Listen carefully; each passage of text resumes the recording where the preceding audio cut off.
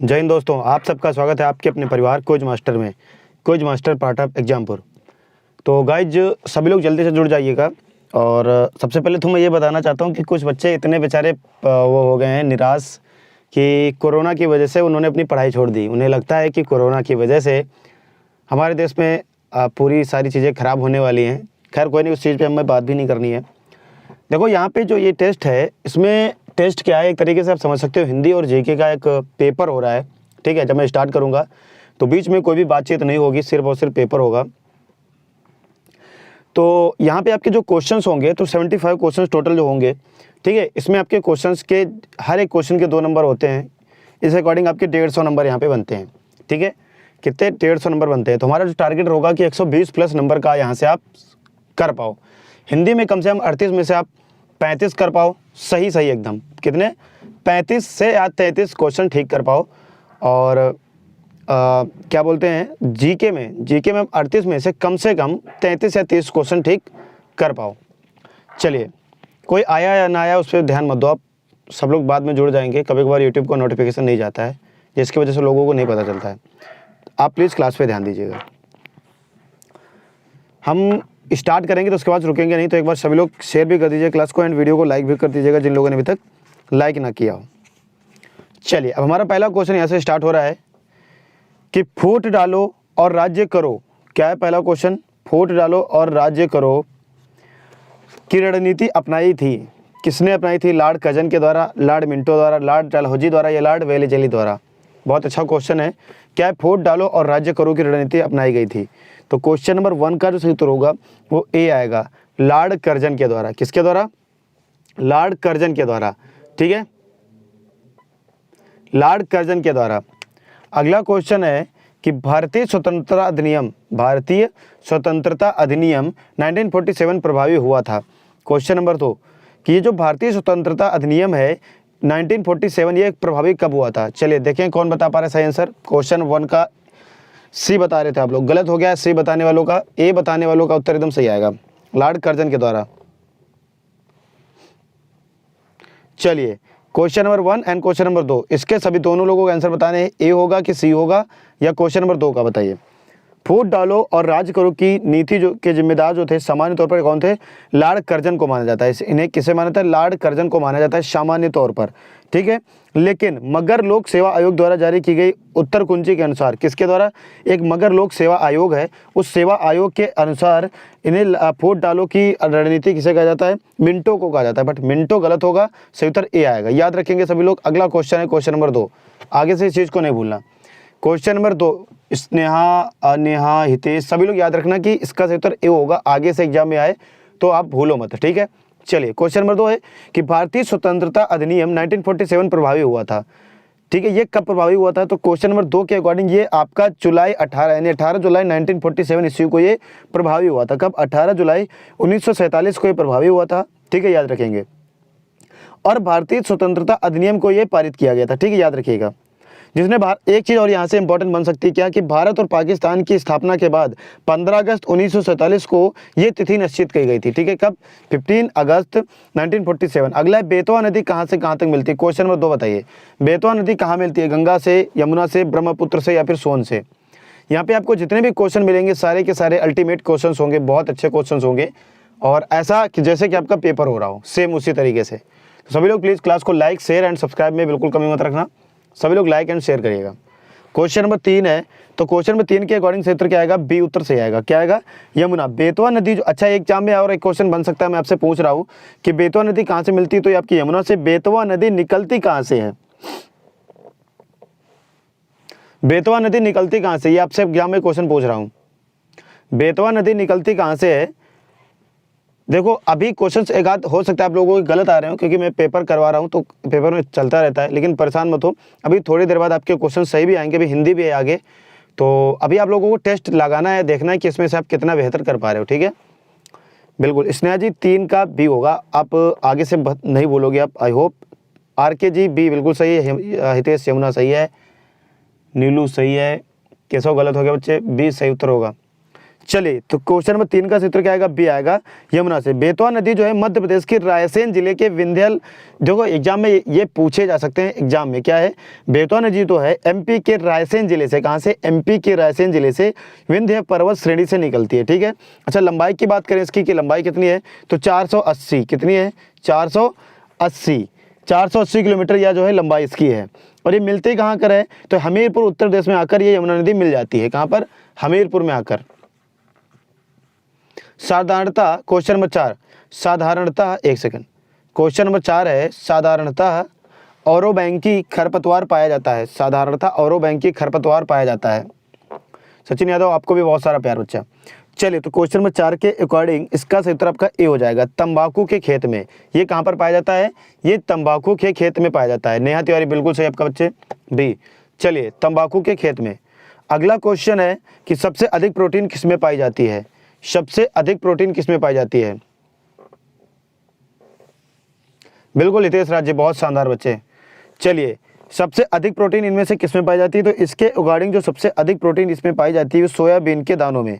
किसमें पाई जाती है, क्वेश्चन नंबर 5 का सूत्र क्या आएगा, डी आएगा, सोयाबीन के दानों में, ठीक है। किसमें सबसे अधिक प्रोटीन पाई जाती है, खाने में बहुत ज़्यादा स्वाद खराब होता है बट सबसे ज़्यादा पाई जाती है। देखो इसके अकॉर्डिंग आपको बता दूँ 33 प्रोटीन होती है, 22 वसा होती है, 21 आपका कार्बोहाइड्रेट होता है, तो 12% कार्बोहाइड्रेट भी होता है।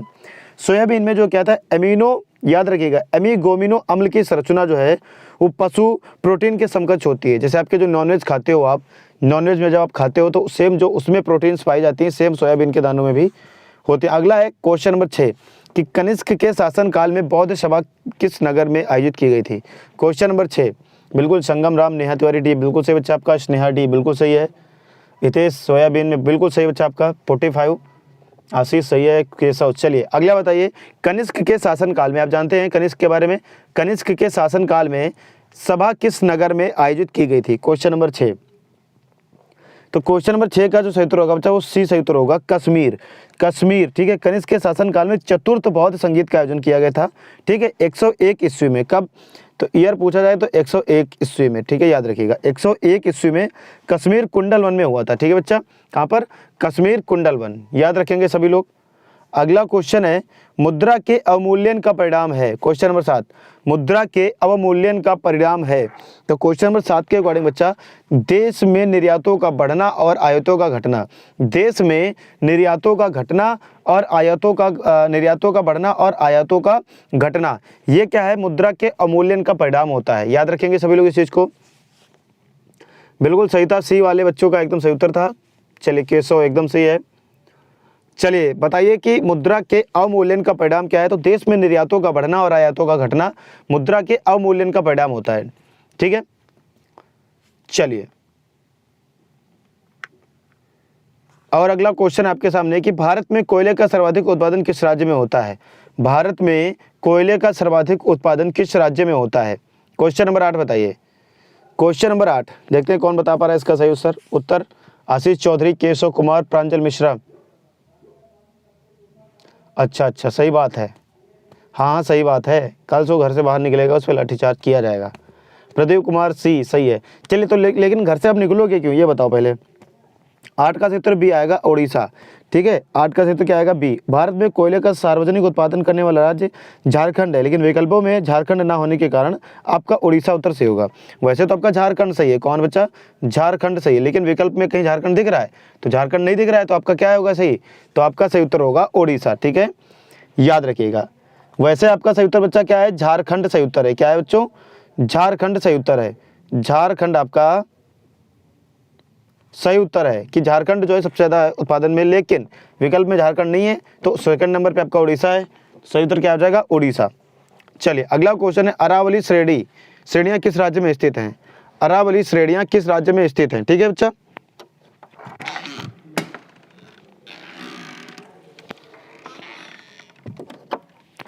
अरावली श्रेणियाँ किस राज्य में स्थित हैं, ठीक है। क्वेश्चन नंबर 9, अरावली श्रेणियाँ किस राज्य में स्थित हैं। क्वेश्चन नंबर 9 बताइए किस किस का सही उत्तर आएगा। अरावली श्रेणियाँ किस राज्य में स्थित हैं, आर के, प्रजापति, केशव कुमार। अभी आप लोगों को देखना भी है कि आप इसमें से आप जो है कितना मतलब ठीक ठाक कर पा रहे हो, ठीक है बच्चा, ये भी आपको देखना है कि आप कितने आंसर ठीक कर पा रहे हो। अरावली श्रेणियाँ किस राज्य में स्थित हैं? तो जो अरावली श्रेणियाँ हैं क्वेश्चन नंबर 9 के अकॉर्डिंग ये आपकी राजस्थान में स्थित हैं। कहाँ पर स्थित हैं? ये आपकी राजस्थान में स्थित हैं। ठीक है बच्चा, ये कहाँ पर स्थित हैं? राजस्थान में स्थित हैं। अगला है सारसागो समुद्र की विशिष्टता है। सारसागो समुद्र की विशिष्टता है। ठीक है, सारसागो समुद्र की विशिष्टता है। तो सारसागो जो समुद्र की विशिष्टता है वो है विशिष्ट समुद्री वनस्पति। क्या है? विशिष्ट समुद्री वनस्पति। ठीक है, याद रखिएगा सभी लोग। ठीक है, याद रखेंगे सभी लोग। सही उत्तर क्या रहेगा? विशिष्ट समुद्री वनस्पति। चलिए कोई नहीं पता, कोई बात नहीं है, बहुत अच्छी बात लगी है मुझे। अगर आपको नहीं पता, आपने तुक्का नहीं लगाया, तुक्का चीजें गलत कर देती हैं। सही उत्तर क्या आएगा? डी। 10 का डी समुद्र, बिल्कुल सही बच्चा। डी बताने वाले बच्चों का उत्तर सही है। अगला देखते हैं, भारतीय संविधान में समानता का अधिकार। ठीक है, याद रखेंगे ये क्वेश्चन बहुत महत्वपूर्ण है जो मैं क्वेश्चन में 11 करा रहा हूँ कि भारतीय संविधान में समानता का अधिकार का 5वें अनुच्छेद द्वारा स्वीकृत है। समानता का अधिकार किस अनुच्छेद के द्वारा ये स्वीकृत किया गया है? और आप लोग क्लास को शेयर क्यों नहीं कर रहे बच्चा? प्लीज़ क्लास को सभी लोग शेयर करिएगा। जिन लोगों ने अभी तक शेयर नहीं किया है सभी लोग शेयर करिए। तो क्वेश्चन नंबर 11 का जो सूत्र होगा बी आएगा। अनुच्छेद 14 और 18 के अनुसार ये क्या है? समानता का अधिकार। ठीक है, 11 का बी उत्तर से आएगा समानता के अधिकार के। अनुच्छेद 14 में क्या होता है? विधि के समक्ष समानता होती है। और अनुच्छेद 14 से लगातार 18 तक। अनुच्छेद 15 में क्या होता है? धर्म, मूल वंश होते हैं, जाति, ठीक है, मेल एंड फीमेल यानी लिंग और जन्म स्थान के आधार पर विभेद का प्रतिरोध होता है। अगर अनुच्छेद 16 की बात करें तो इसमें लोक नियोजन की बात होती है। ठीक है, किसी भी विषय पर अवसरों की बात होती है जिनमें समानता की बात होती है। क्वेश्चन नंबर 17 की बात करें तो इसमें क्या होता है? अस्पृश्यता का अंत होता है। और 18 की बात करें अनुच्छेद 18 में तो उपाधियों का अंत होता है। सब में क्या होता है? समानता का अधिकार दिया जाता है। तो अनुच्छेद 14 से 18 के अकॉर्डिंग। ठीक है, याद रखेंगे सभी लोग। बी उत्तर बिल्कुल शानदार बच्चा। स्नेहा बी, नेहा बी, चलिए केशव बी सही है। नीलू 14 से 18 बहुत शानदार बच्चा। विश्वजीत बी सही है। सुनीत, नीलू बहुत बढ़िया। चलिए अगला, भारत के संविधान के किस भाग में संघ राज्य संबंधों का उल्लेख किया गया है? भारत के संविधान के किस भाग में संघ राज्य संबंधों का उल्लेख किया गया है? तो ये आपका किसमें किया गया है? भाग 11 के अनुसार। किसमें? भाग 11। क्वेश्चन 12 का सही उत्तर क्या आ जाएगा? 11, भाग 11 यानी कि बी उत्तर से होगा। 12 का बी। संघ तथा राज्यों के मध्य जो विधेयी संबंधी प्रावधान होते हैं उनके अकॉर्डिंग भाग 11 के अनुच्छेद में क्या किया गया है? 245 से 255 के मध्य दिया गया है। अगर एग्जाम में पूछ लिया जाए कि किसके मध्य हुआ है तो ये 245 से 255 के मध्य। ठीक है बच्चा, याद रखेंगे सभी लोग। 245 से 255, 245 से 255 के मध्य जो है आपका संघ राज्यों के संबंध में उल्लेख किया गया है। 245 संविधान से 255 संविधान तक। अगला, लाल स्याही बनाई जाती है। क्वेश्चन नंबर 13, लाल स्याही बनाई जाती है। क्लास को शेयर नहीं कर रहे हो ना आप लोग बिल्कुल भी। क्वेश्चन नंबर 13, तो लाल स्याही जो बनाई जाती है ये इओसिन से बनाई जाती है। ये किससे बनाई जाती है? ये आपकी इओसिन से बनाई जाती है। लाल स्याही किससे बनाई जाती है बच्चा? इओसिन से बनाई जाती है। अगला क्वेश्चन है, निम्नलिखित में से किस लवण को प्रतिदिन खाद्य नमक के रूप में उपयोग नहीं करना चाहिए? निम्नलिखित में से किस लवण को प्रतिदिन खाद्य नमक के रूप में उपयोग नहीं करना चाहिए? आयोडीन युक्त नमक, समुद्री नमक, सेंधा नमक या फिर संसाधित साधारण नमक? तो क्वेश्चन नंबर 14 बताइए।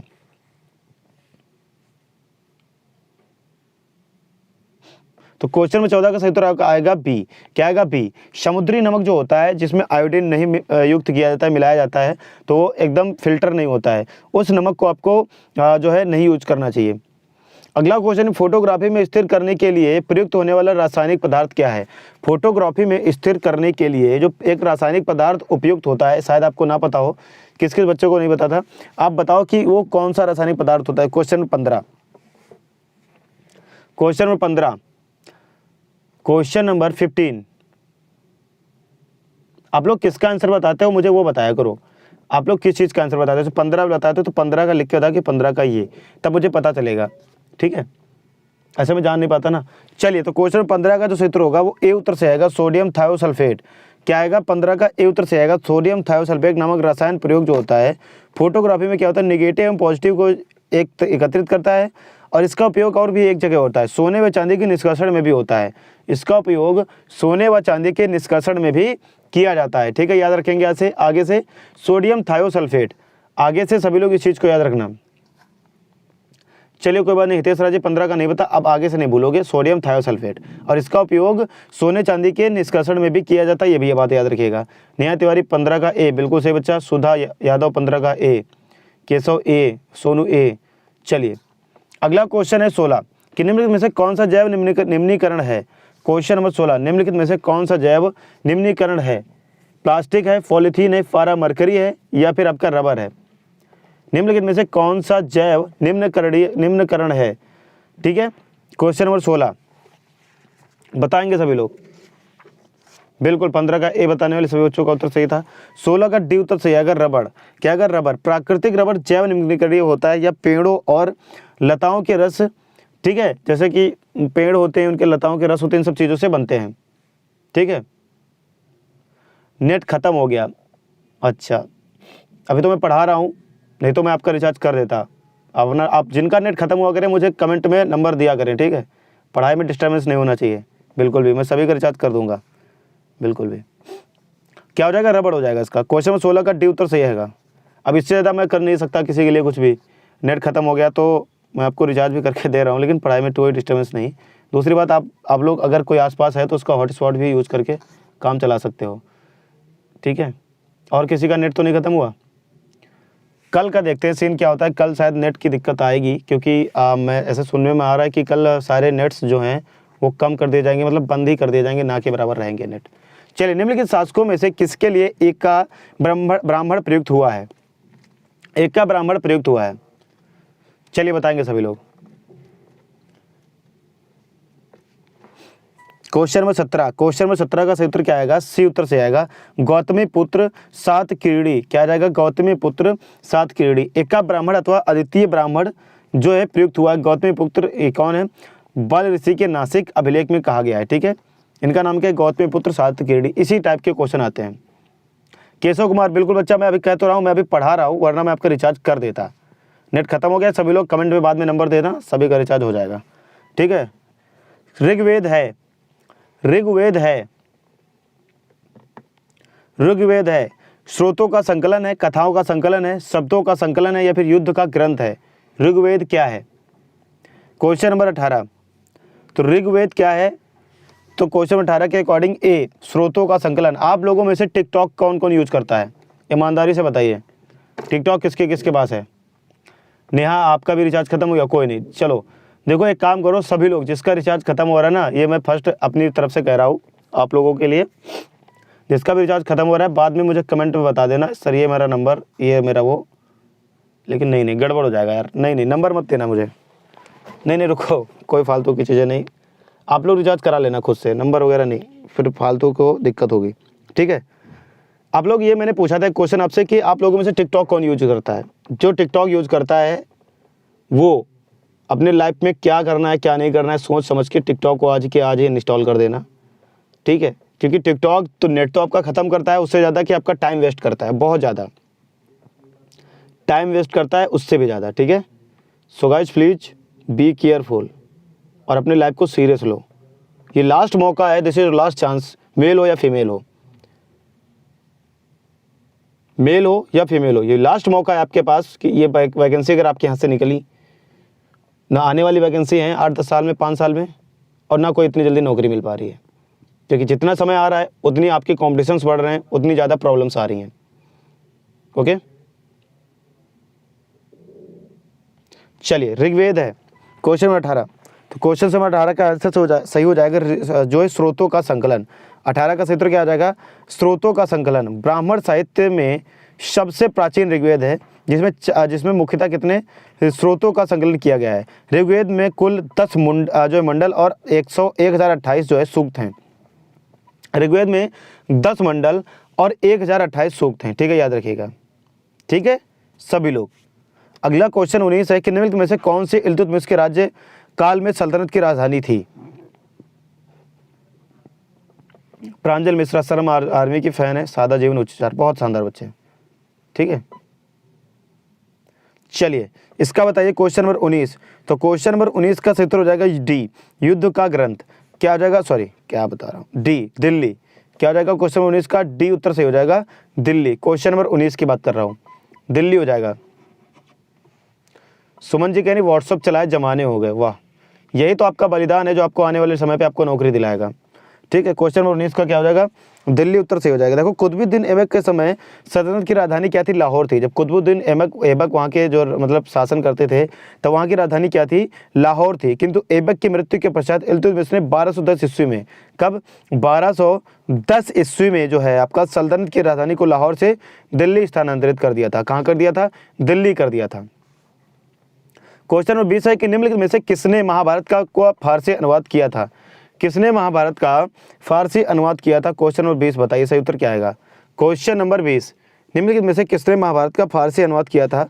तो क्वेश्चन नंबर 20 के अकॉर्डिंग अब्दुल कादिर बदायूनी, ठीक है, इन्होंने क्या किया था? महाभारत का फारसी अनुवाद किया था। ठीक है, क्वेश्चन नंबर 20 के अकॉर्डिंग सही उत्तर क्या आ जाएगा?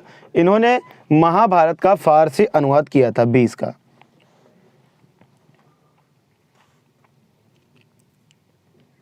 अगला क्वेश्चन है कि निम्नलिखित में से किस परिवार ने सर्वप्रथम अकबर के साथ वैवाहिक संबंध स्थापित किया था? क्वेश्चन नंबर 21, क्वेश्चन नंबर 21, तो 21 के अकॉर्डिंग, हाँ 19 का डी, 19 का डी, अच्छा चलिए 19 का डी, बहुत शानदार बच्चे, बहुत सही। नेहा जी, केशव बिल्कुल सही आपका। प्रांजल जी कह रही है सर मेरे फ़ोन में केवल यूट्यूब है।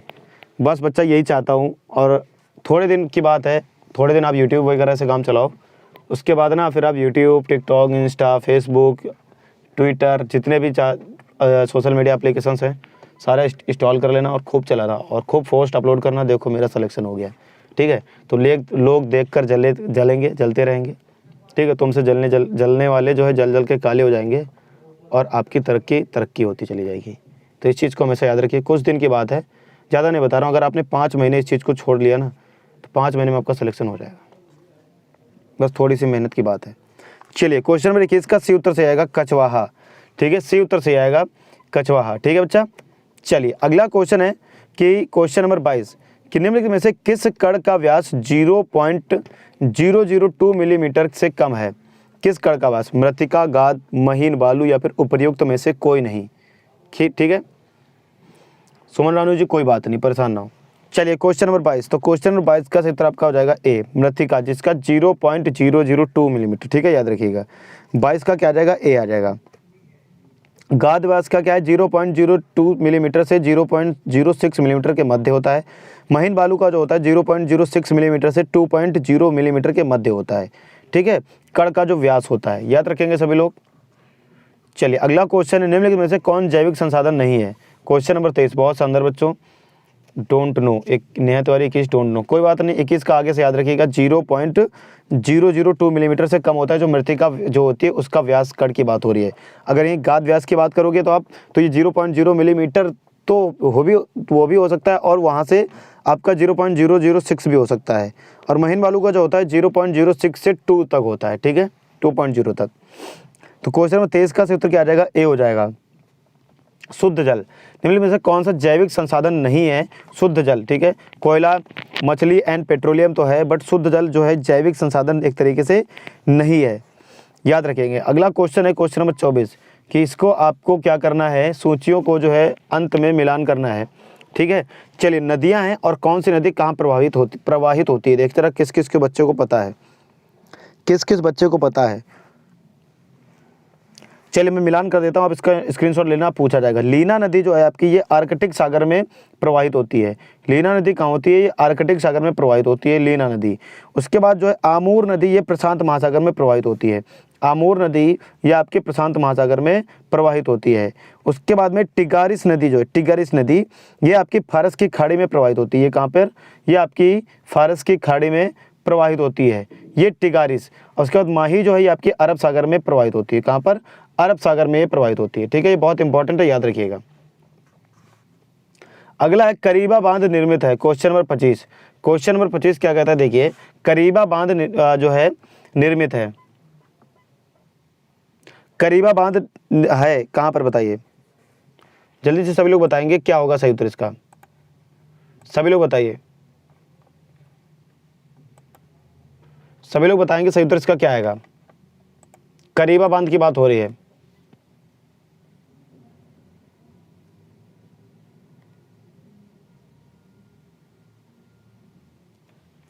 सभी लोग बताएंगे सही उत्तर इसका क्या आएगा? करीबा बांध, ठीक है? बहुत अच्छा क्वेश्चन है, यह में पूछा जा सकता है। और उसके बाद आप लोग ये बता दीजिए क्वेश्चन नंबर 26।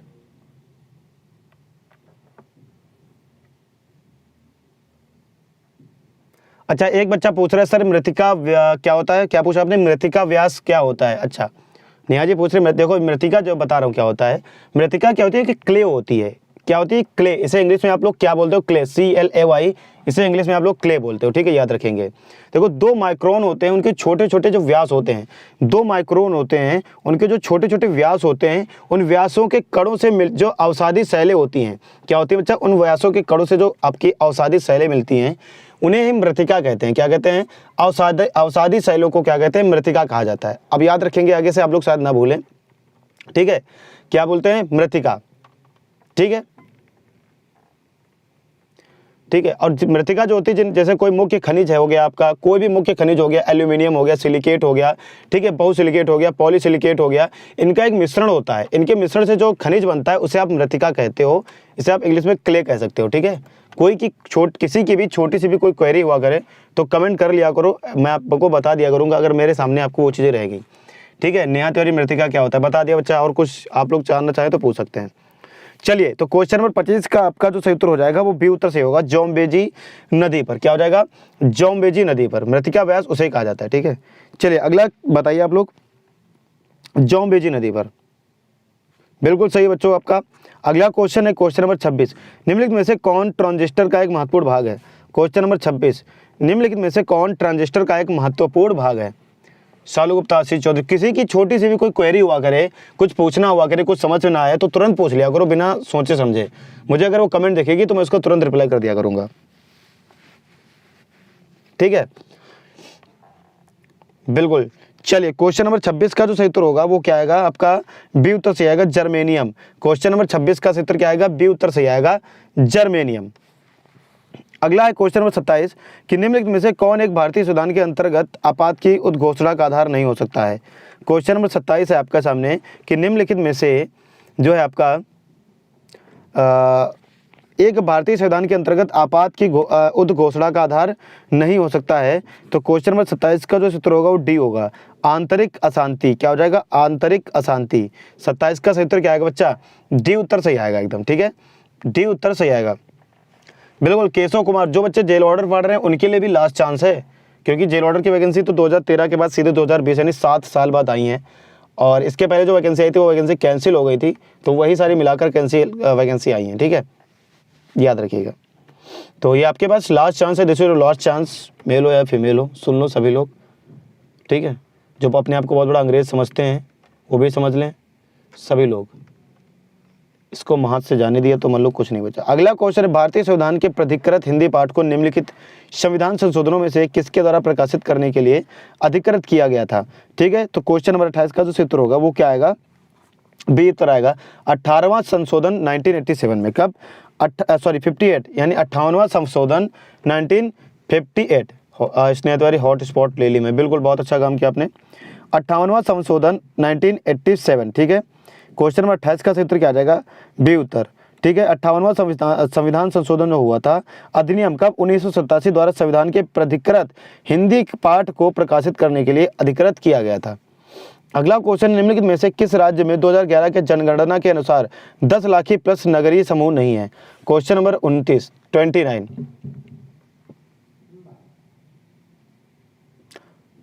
चलिए क्वेश्चन नंबर 29 का बताइए।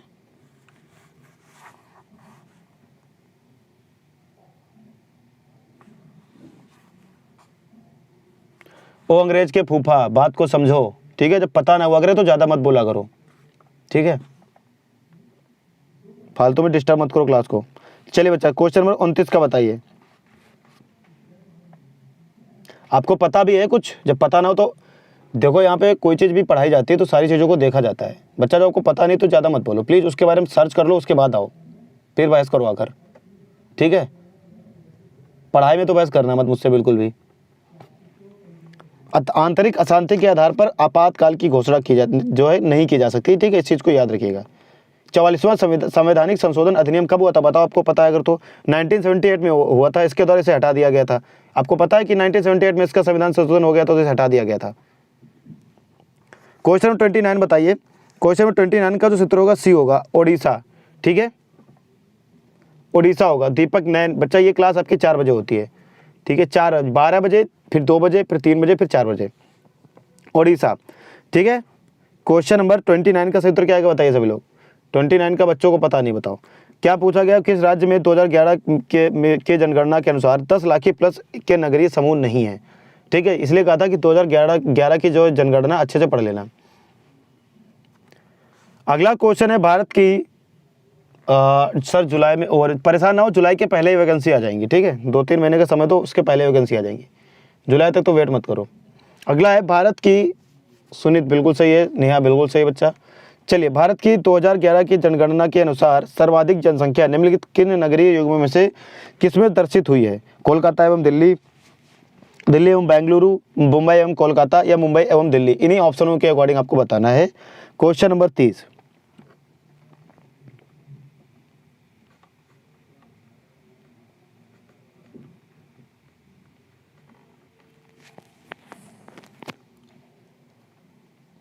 तो 30 का बच्चा सही उत्तर क्या आएगा। तो 30 का जो सही उत्तर होगा वो डी उत्तर से आएगा, मुंबई एवं दिल्ली। ठीक है, ये जो है दर्शित हुई है। अब आप लोग बताओ, आप लोगों को बताने की उत्तर जो है जनसंख्या की दृष्टि में उत्तर प्रदेश का कौन सा स्थान है, या क्षेत्रफल की दृष्टि से उत्तर प्रदेश का कौन सा स्थान है, और जनसंख्या की दृष्टि से। देखते हैं किस किस बच्चे को पता है।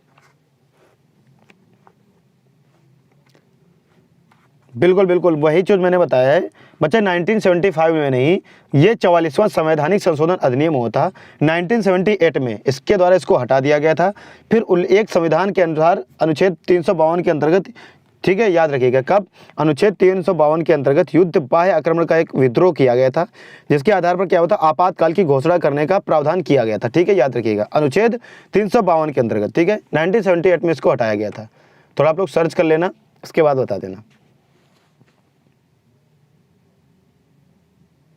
चलिए, अगला क्वेश्चन है क्वेश्चन नंबर 31। अरे बच्चा, आपकी पीएससी की वर्दी बदलने वाली है या नहीं है, पहले आप वर्दी तो ले लो, बदलेगी तो वो भी देखा जाएगा, कोई दिक्कत नहीं, बदलेगी बदल जाएगी। चलिए, निम्नलिखित में से किस भारतीय पंचवर्षीय योजना में सभी विकासात्मक प्रयासों के सार के रूप में मानव विकास को मान्यता दी थी। ठीक है, क्वेश्चन नंबर 31 का उत्तर क्या हो जाएगा, बी, 8वीं पंचवर्षीय योजना। क्या हो जाएगा, 8वीं पंचवर्षीय योजना। ओ माय गॉड, हाँ बिल्कुल सही नेहा जी, यूपी बहुत शानदार, यूपी जनसंख्या में टॉप, क्षेत्रफल में चौथा, बहुत शानदार कल्पना, बहुत बढ़िया। जनसंख्या में टॉप पे है, यानी कि पहले पे भैया, और चौथा इधर क्षेत्रफल की दृष्टि से। आप बताओ कि है कितनी जनसंख्या टोटल है कितनी जनसंख्या।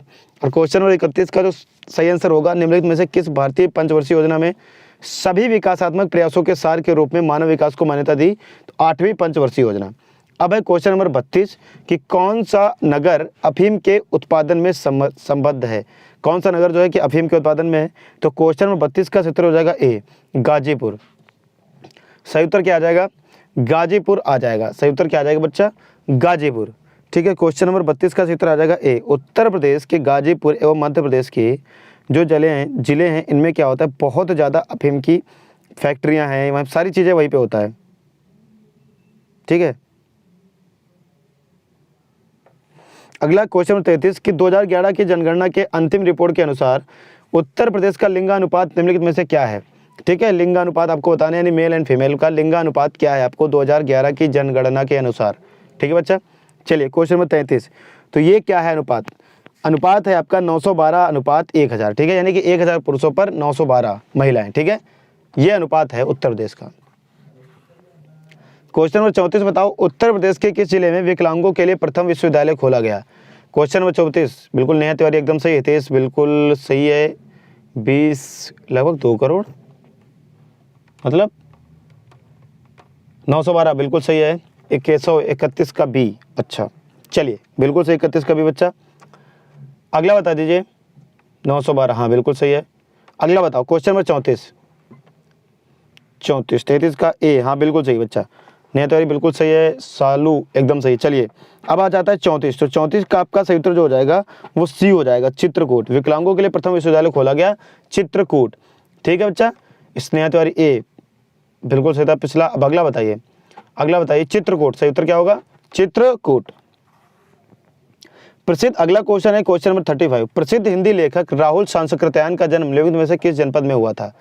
प्रसिद्ध हिंदी लेखक राहुल सांकृत्यायन का जन्म निम्नलिखित में से किस जनपद में हुआ था? बताइए।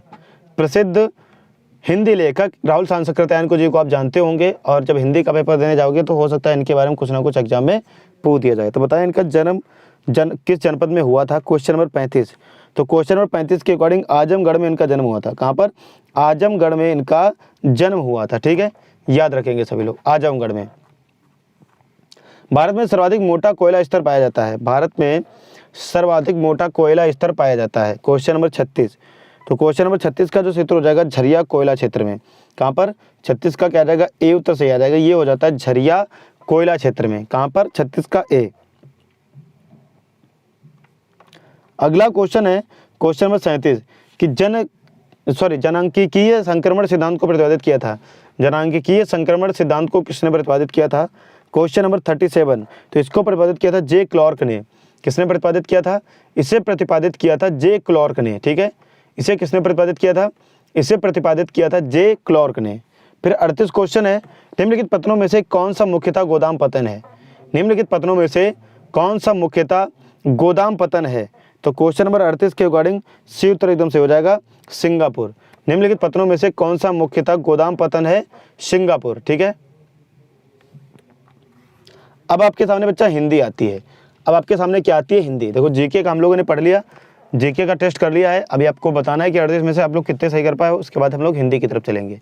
और आज आप लोगों ने ना दुनिया की सबसे बड़ी हद कर दी पार। मतलब आज आप लोगों ने बताओ इतना क्लास को शेयर नहीं करा कि 100 तक बच्चे पहुँच जाते। वैसे तो आप लोग क्लास को शेयर करते हो, लेकिन आज आप लोगों ने बिल्कुल भी सपोर्ट नहीं दिखाया इस क्लास में। ये बहुत ज़्यादा वाली गलत बात है। सिर्फ 60 लाइक हैं, लाइव बिल्कुल नहीं हो आप लोग। तो सभी लोग प्लीज़ सपोर्ट करिए, तभी आपकी हिंदी कराऊंगा। अदरवाइज क्या फिर फ़ायदा उस चीज़ का जब बच्चे ही नहीं है क्लास में। ठीक है,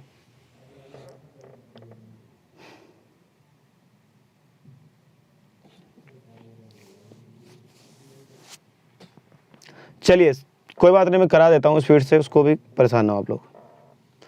सु उपसर्ग के उदाहरण है क्वेश्चन नंबर 44। तो सु उपसर्ग के जो उदाहरण है वो है सुमचित। कौन है? सुमचित। 44 का सी उत्तर से आएगा। क्या आएगा? सी।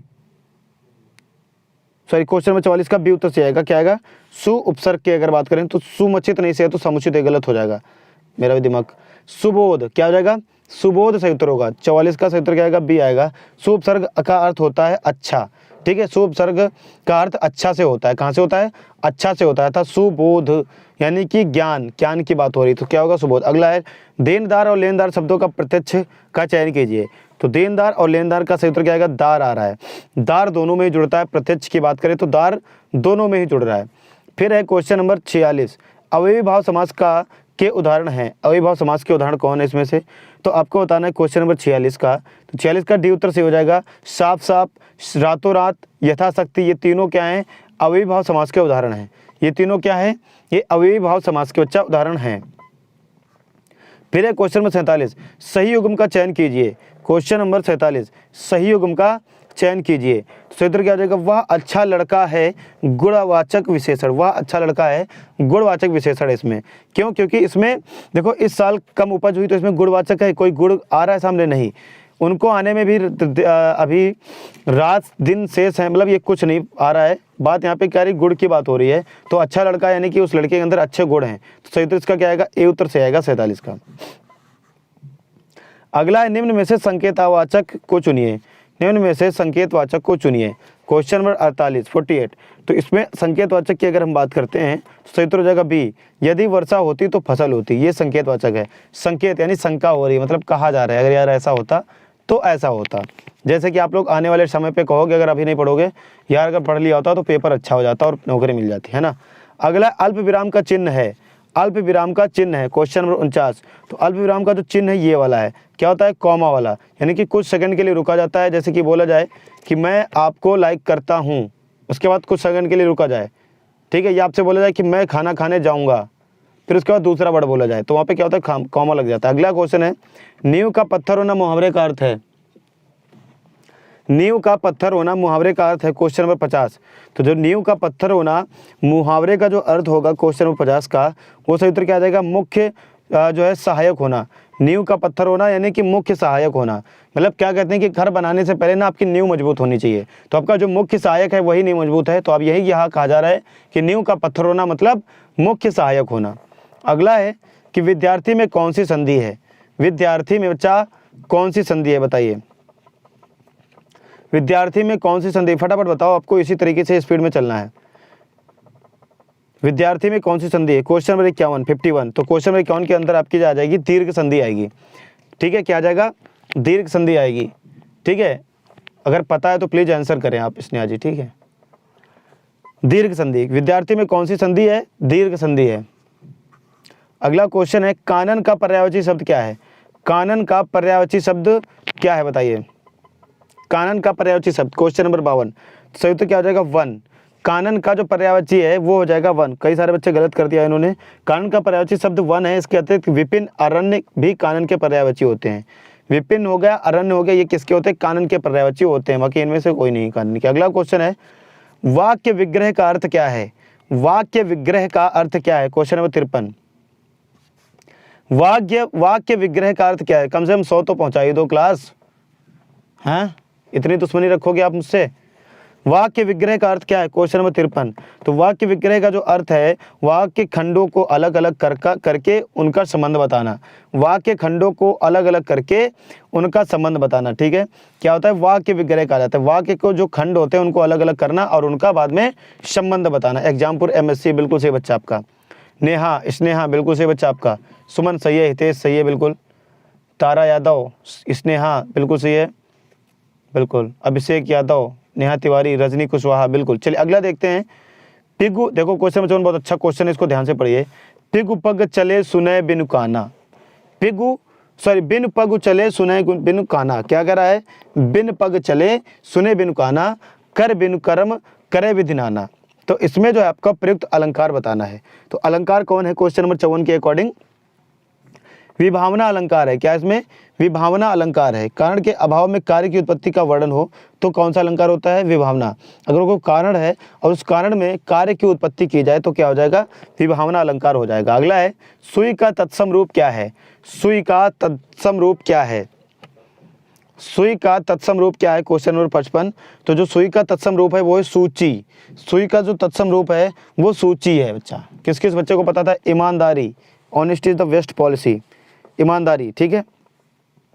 क्वेश्चन नंबर 56 है 56 कि परिसीमन का विलोम क्या है। क्या है, परिसीमन का विलोम क्या है। स्नेहा तिवारी ए बिल्कुल सही, नेहा तिवारी ए बिल्कुल सही है, ओके। चलिए अगला बताइए। राहुल बिल्कुल सही बच्चा आपका। आशीष सही है, सुमित सही है, सुनीत सही है, दीपक, केशव, राहुल एकदम सही है। चलिए बच्चा अगला बताइए कि परिसीमन का विलोम क्या है, क्वेश्चन नंबर 56। सही तो हो जाएगा बी, निरसीमन। बहुत शानदार बच्चा, केशव बिल्कुल सही बच्चा आपका। परिसीमन का क्या आ जाएगा, निरसीमन। अगला क्वेश्चन है आपके सामने कि धूसर शब्द का पर्याय है।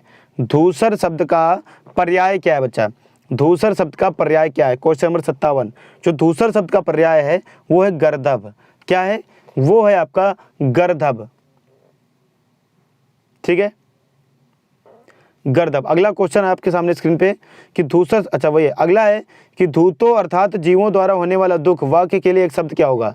धूतों अर्थात जीवों द्वारा होने वाला दुख, जो जीवों के द्वारा होता है दुख, उसे क्या कहते हैं आप, तो उसे आप जो कहोगे उसे आप कहोगे अधिदैहिक। क्या कहोगे, अधिदैहिक कहोगे, अधिदैहिक कहोगे, ठीक है, जो कि जीवों द्वारा होने वाला दुख होता है। अगला, ऊंट की चोरी निहरे निहुरे का अर्थ है। अरे बाप रे, ऊंट की चोरी निहुरे निहुरे का अर्थ है जान जोखिम में डालना, बड़े काम छिपकर नहीं किए जा सकते, उद्दंड व्यक्ति की दुष्टता, या फिर किसी की वस्तु को दूसरे को ना देना। क्वेश्चन नंबर 59 59 का सही उत्तर हो जाएगा बी, बड़े काम छिपकर नहीं किए जा सकते, बड़े काम छिपकर नहीं किए जा सकते।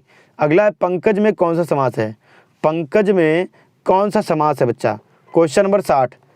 पंकज में कौन सा समास है, तो पंकज में आपका बहुब्रीहि समास है बच्चा। कौन सा समास है, बहुब्रीहि समास है। पंख में पैदा हो जो अर्थात कमल, पंख में जो पैदा हो अर्थात कमल, ठीक है, याद रखेंगे सभी लोग। सभी लोग क्या करेंगे, याद रखेंगे।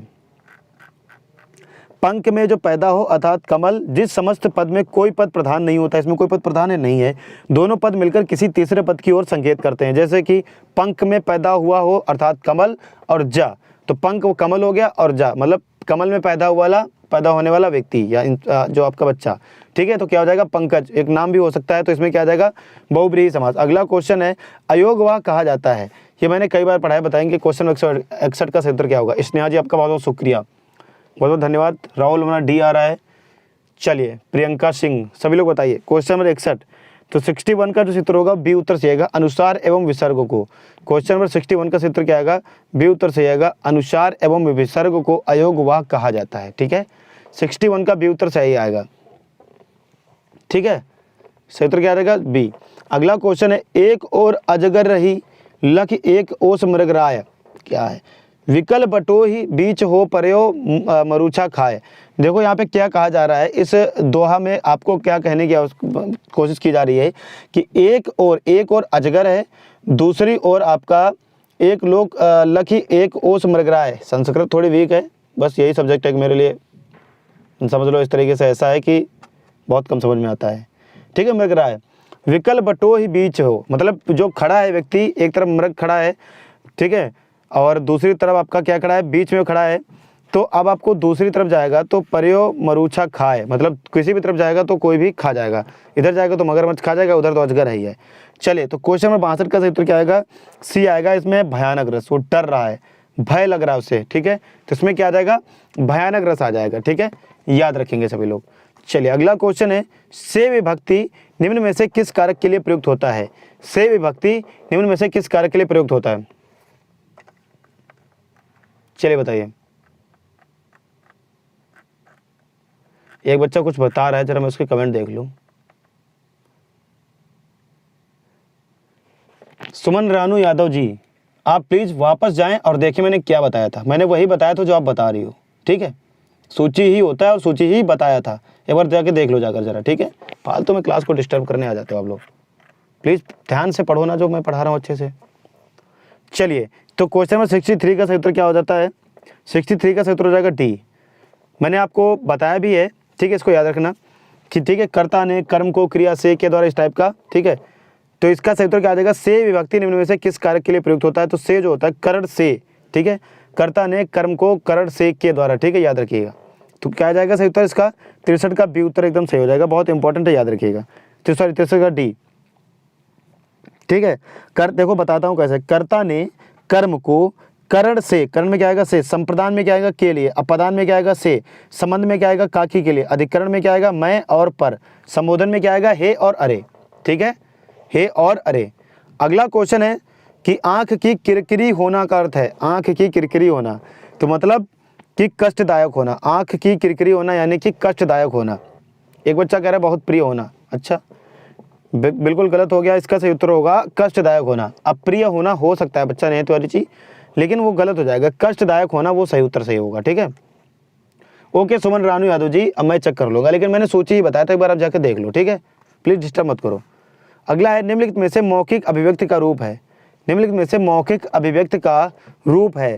क्वेश्चन नंबर 65, तो क्वेश्चन नंबर 65 का जो उत्तर हो जाएगा वो डी उत्तर से आ जाएगा, आंसू भाषण, ठीक है, क्या आ जाएगा आंसू भाषण, जो कि मौखिक अभिव्यक्ति का रूप है। शुद्ध वर्तनी, सुलेख और श्रुत लेख, ये तीनों क्या आ रहे हैं, ये लेख में आ रहे हैं, बट आंसू भाषण यानी कि भाषण दिया जा रहा है, ये अलग आ रहा है, ठीक है। अगला है कि हिंदी भाषा की कितनी बोलियां हैं, कई बार पढ़ाया है मैंने ना, चलो बताओ हिंदी भाषा की कितनी बोलियां हैं, ठीक है। उपभाषा कितनी और बोलियां कितनी है, हिंदी भाषा की उपभाषाएं कितनी और बोलियां कितनी है।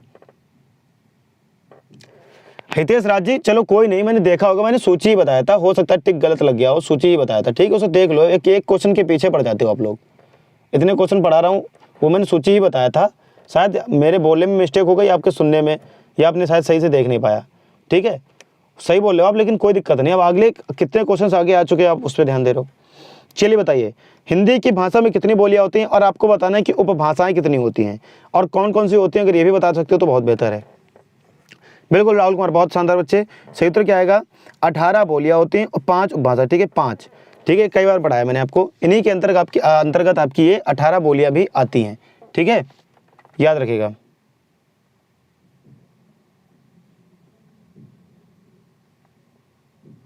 एक मिनट, अब मुझे उस क्वेश्चन पे जाना पड़ेगा, कौन सा क्वेश्चन था पता नहीं, सुई का साथ, एक मिनट रुको, आप लोगों ने ना परेशान कर लेते हो फिर। ये रहा, अरे देखो ये इसका सूची क्या होगा, इसमें ऑप्शन ही गलत दिया हुआ है, ठीक है। इसमें क्या हुआ है, इसमें देखो एक मिनट, क्वेश्चन नंबर 55 का क्या होगा बताओ। 55 की बात हो रही थी, 55 बताओ क्या होगा। चलो आपके सामने क्वेश्चन आ चुका है, आंसर बताओ। मैंने वो सही बताया था, लेकिन हो सकता है मिस्टेक हो गई, इतने सारे क्वेश्चन करा रहा हूँ, हो गया होगा, कोई दिक्कत नहीं है, बताओ। और फिर इतना क्वेश्चन आसान है, इसमें पीछे पड़ गए हो आप लोग, बताओ छोटे से क्वेश्चन को लेकर। ऐसा क्वेश्चन तो एग्जाम में बस झटके से आप करके आ सकते हो। हाँ सूची हो, मैं मान तो रहा हूँ, मैं गलती मान तो रहा हूँ, डी बताया था मैंने, डी बताया था, क्या करूँ बताओ।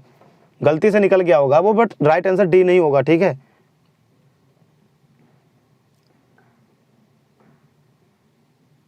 अब बताओ क्या होगा इसका, 55 का बताओ। हाँ देखो ये होगा, सूची होगा, लेकिन वो गलती से निकल गया होगा, सूची नहीं होगा, सूची होगा। अब दोनों ही पास पास में, एक बात बताओ, बी भी पास में और डी भी पास में है, हो सकता है गलती से मैंने ध्यान ना दिया हो। अब क्वेश्चंस करा रहा हूँ, कमेंट भी देख रहा हूँ, सब कुछ देख रहा हूँ, तो फिर उसमें कभी कभार हो जाता है। इतना तो आप लोग देख लो इस चीज़ को, इतना आसान क्वेश्चन था, इसको आप लोगों ने वो कर दिया, एकदम बॉल मचा दिया इस क्वेश्चन को लेकर। छोटा सा क्वेश्चन था, इसमें कुछ सोचने वाली बात थी, आराम से इसको कर भी सकते थे आप। चलिए कौन, अब कहाँ पर आ गया था मैं, ये भी हो गया था, ये भी हो गया था, ये भी हो गया था, ये भी हो गया था, ये भी हो गया था, ये भी हो गया था। चलिए बताओ, भारतेंदु युग में निकलने वाली पत्रिका युग है, भारतेंदु युग से निकलने वाली पत्रिका युग है, ठीक है। चलिए बताइए। क्वेश्चन नंबर देखो, जिसको समझना था वो उसने समझ लिया है, ठीक है।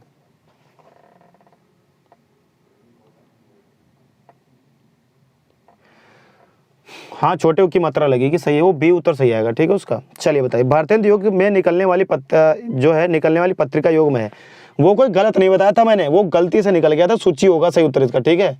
और एक क्वेश्चन को लेके पीछे मत पड़ा करो, गुस्सा और आ जाती है फिर। वो छोटा सा क्वेश्चन है, तत्व तत्सम तो आप लोग पढ़ने बैठोगे एग्जाम के लिए तो एक झटके में आपको आंसर बताने वाले आंसर है वो, झटके में। घर का तत्सम क्या होगा, आग का तत्सम क्या होगा, ये सब पूछे जाते हैं, इसमें भी कुछ सोचना है फालतू में आप लोग। वो देखो क्या है ना कि कमेंट्स भी देख रहा हूँ, इधर क्वेश्चंस भी करा रहा हूँ, हो सकता है कि वो मैंने डी बता दिया होगा, पास पास में थे, बी की जगह डी। चलिए बच्चा, तो 67 का जो सही उत्तर होगा वो क्या आएगा, ए आएगा, कवि वचन सुधा हिंदी प्रदीप, ठीक है। क्या आएगा, ये मेरे ही नाम पे है, इसको याद रख लेना कि हाँ चलो याद रहेगा आपको। ये तो मुझे हमेशा से, ये मैंने 12th में पढ़ी थी और ये मुझे याद नहीं होती थी, तो बहुत तगड़ा पीटा था मैम ने, मुझे आज भी याद है। भारतेंदु युग में निकलने वाली पत्रिका युग में कवि वचन सुधा हिंदी प्रदीप, ठीक है, हिंदी प्रदीप याद रखिएगा, याद रखेंगे तभी लोग, ठीक है। अगला क्वेश्चन है क्वेश्चन 69 कि 12 वर्ष लो कूकर जीवे अरु 13 लो जिये सियार, यह पंक्ति किसकी है। ऐसे क्वेश्चन पूछे जाते हैं कभी कभार एग्जाम में, जो कि आपको कंफ्यूज कर सकते हैं। क्वेश्चन में 69, तो 69 का सूत्र क्या आ जाएगा, डी उत्तर से आएगा, जगनिक, ठीक है। 69 का सूत्र क्या आएगा, डी। अगला है क्वेश्चन नंबर 70 कि निम्नलिखित में से किस देश में हिंदी भाषा का प्रयोग लिखने व बोलने में भी किया जाता है। मैंने कई बार बताया, ये मैंने कई बार बताया। क्वेश्चन नंबर 70,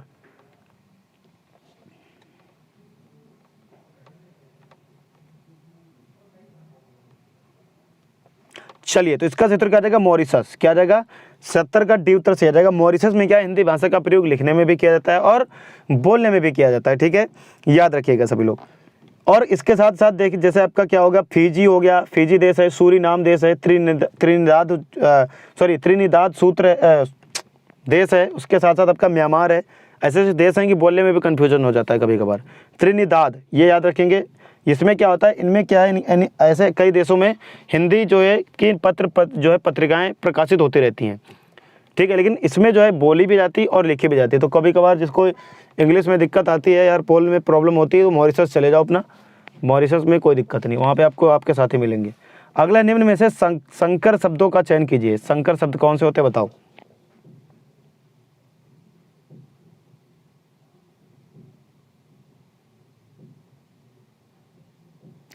चलिए क्वेश्चन नंबर 71, क्वेश्चन नंबर 71, इसकी परिभाषा में बताते तो फिर बता दोगे आप। देखो संकर शब्द जो होते हैं ये कैसे कहते हैं, ये क्या होते हैं, किन्हीं दो भाषाओं के मेल से बने होते हैं। किन्हीं दो भाषाओं के मेल से। चलिए, जैसे कि मैं आपको एक उदाहरण देता हूँ, जैसे कि रेल और गाड़ी, रेल और गाड़ी, जैसे कि पान और दान, पान दान, जैसे कि बैलगाड़ी, इस टाइप के। ठीक है, तो क्वेश्चन नंबर 71 का जो सही उत्तर होगा सी, इसमें पान दान होगा सही उत्तर। ठीक है, ये दो, एक पान से बना और दान से बना है, दो वर्डों से मिले तो वहाँ पे आपके संकर शब्द होंगे, पान और दान, रेल और गाड़ी। ठीक है,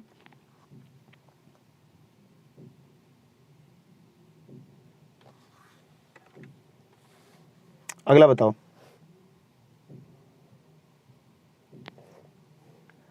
क्वेश्चन नंबर 72,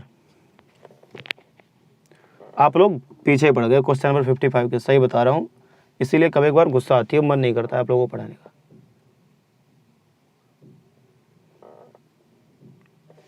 क्वेश्चन नंबर 72, शब्द वे होते हैं जिनमें लिंग, वचन, कारक, काल, पक्ष के कारण परिवर्तन होता है, तो कौन से शब्द कहलाते हैं? विकारी, अविकारी, कारी या फिर इनमें से कोई नहीं।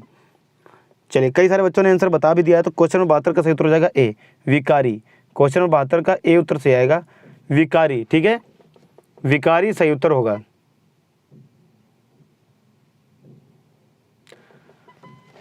जिसको जो सही लगता है क्वेश्चन नंबर 55 का आप लोग अपने हिसाब से देख लो। ठीक है, मुझे नहीं पता उसका आंसर आप लोग परेशान कर दिया आप लोगों ने। अगला है, आंख के पर्यायवाची शब्द हैं, आंख के पर्यायवाची शब्द क्या हैं?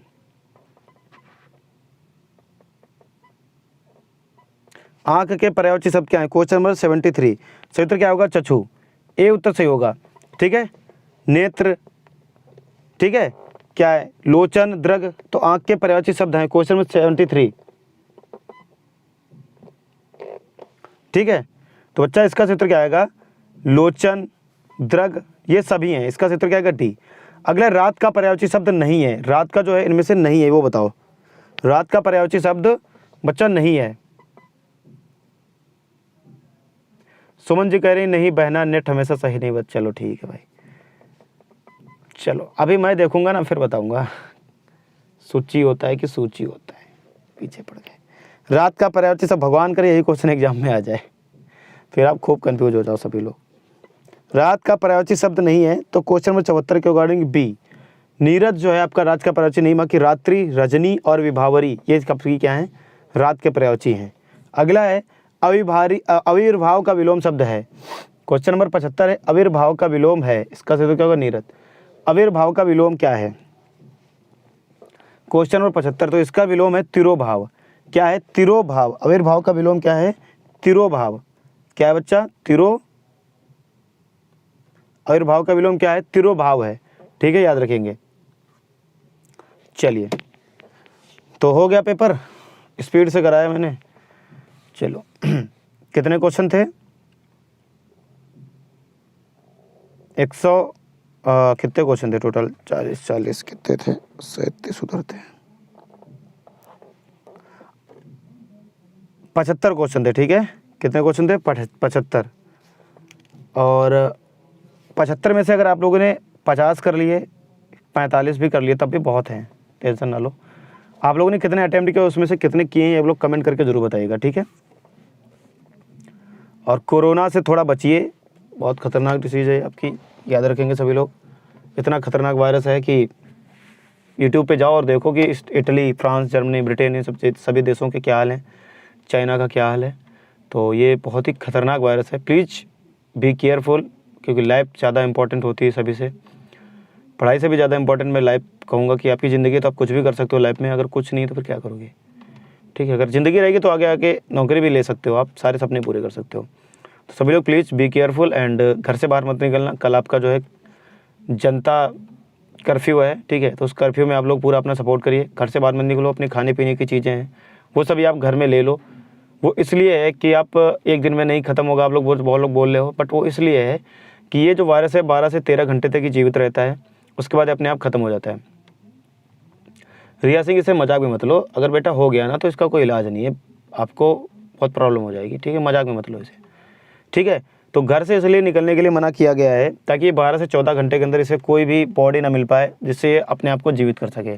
जब इसे कोई बॉडी नहीं मिलेगी तो ऑटोमेटिकली ये ख़त्म हो जाएगा। ठीक है, ये क्या हो जाएगा? ऑटोमेटिकली ये ख़त्म हो जाएगा, फिर इसे कोई भी नहीं बचेगा। ठीक है, तो इस पर कोई दिक्कत नहीं है।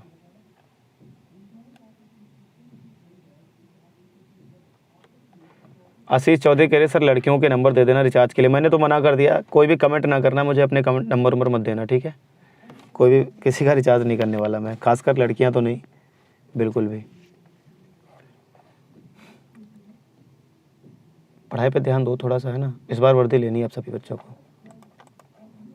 आज मेरी तबीयत बहुत ख़राब है इसलिए मैं थोड़ा सा डाउन हूँ। चलिए कोई नहीं, थैंक यू। कल सुबह 11 बजे आप लोगों को एग्जामपुर यूट्यूब चैनल पे आना है। सभी बच्चों को एग्जामपुर यूट्यूब चैनल पे आप लोगों के लिए कुछ सरप्राइज शायद, थोड़ा सा आप देख लेना। 11 बजे, काफ़ी दिनों से आप लोग वेट कर रहे हो, तो 11 बजे सभी लोग आ जाना लाइव, ठीक है। चलिए thank you very much, thanks for watching. जय हिंद, जय भारत, जय एग्जामपुर, कर जय एग्जाम।